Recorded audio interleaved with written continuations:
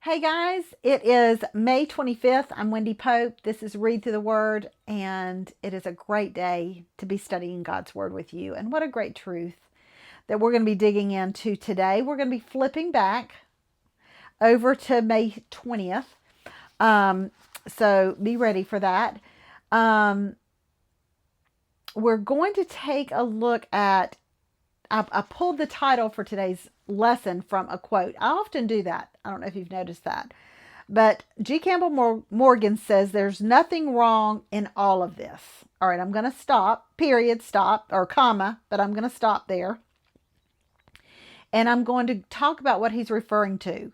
Solomon built up a huge force of chariots and horses.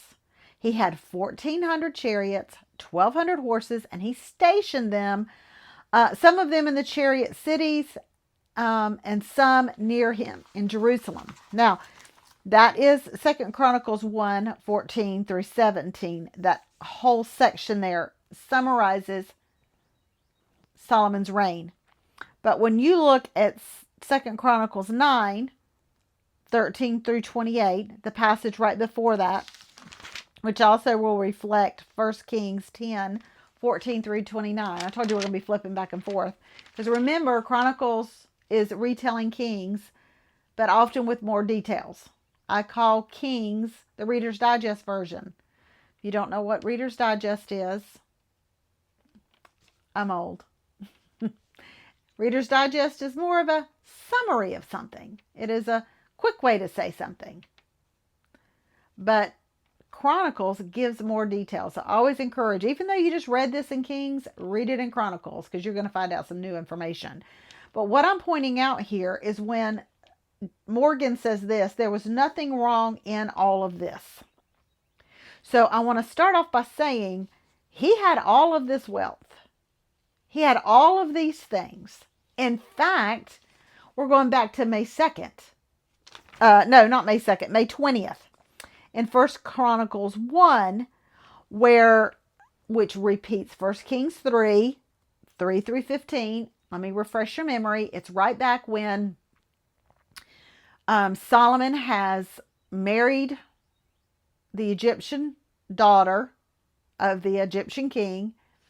He started the slow fade into idolatry with sacrificing and worshiping other gods. He goes right into his prayer of the Lord asking him, what do you want? And he tells the Lord he wants wisdom to be able to rule the people. And God says in 2 Chronicles 1, 7 through 13, this is back on the 20th, the end part of the 20th. He tells them, since you've asked for this, I'm going to give you this. I'm summarizing. I will certainly give you the wisdom and knowledge you have requested, but I will also give you wealth, riches, and fame, such as no other king has ever known or will ever know in the future. So we might kind of go, well, wait a minute. God gave him all of this. So where's the rub? He's got all of this. So what is this quote actually referring to? Well, he's referring to all of this when he says there's nothing wrong with all of this. Nothing. All of these things, there's nothing wrong with. There's nothing wrong with wealth. There's nothing wrong with prosperity. But I want you to look at what he says after the comma in his quote. But it created a very subtle peril. Remember? The slow fade? The slow downfall? We're not quite circling the drain, but we're going there if we don't get ourselves together and realize what's happening, that we're falling away from God, not unsaved, but falling away from our intimacy with God is probably the best way to put that. He says prosperity is always a more insidious danger to men of faith than adversity. So he is calling out what we've talked about already in previous lessons, at least my previous lessons. This fall, this insidious danger, this fall that is we're all subject to should we begin to fall away from God's word. And there's no in between faith. I've put some verses here that support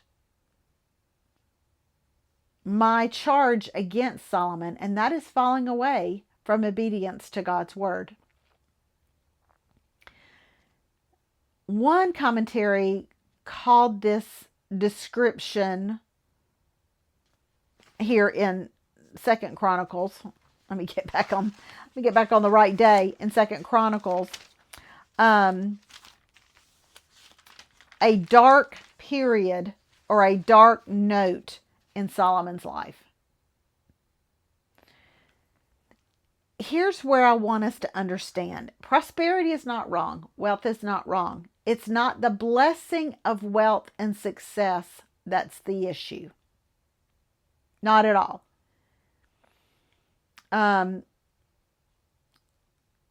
It's our heart's reaction and our life's response to wealth and prosperity.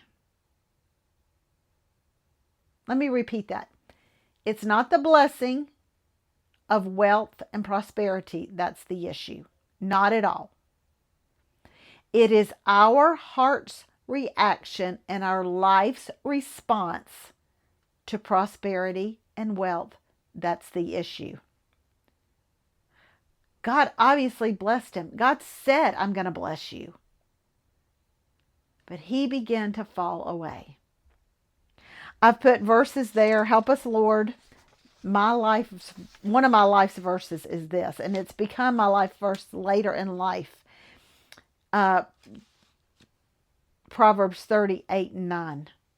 That is one of my life's verse, and that is, give me neither poverty or riches. First, help me not to tell a lie, but give me neither riches or poverty. Give me just enough to satisfy my needs. If I grow rich, I may deny and say, who is the Lord? If I am poor, I may steal and thus insult God's holy name. And then I've put some other verses there. And then I put some other verses about helping me want what you want for me and nothing more. Those are just for your further in-depth study and on this whole concept. But basically, we need to pray that, Lord, give me only what I need. I don't want poverty, but I don't want riches either. Because one might trick me into thinking, turn my head and my heart into thinking I don't need you. And the other one might turn me and trick me into thinking I need to steal something. And that would insult your holy name. What a great prayer to pray. And a true principle of the wisest king that ever lived, that we could live by ourselves.